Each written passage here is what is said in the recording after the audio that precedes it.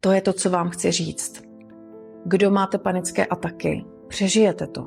Vy jste to přežili už hodněkrát, ty symptomy. A tohle je důležité si zvědomit. Jsou to určité projevy, které jsou nesmírně nepříjemné, ale vždycky jste to přežili.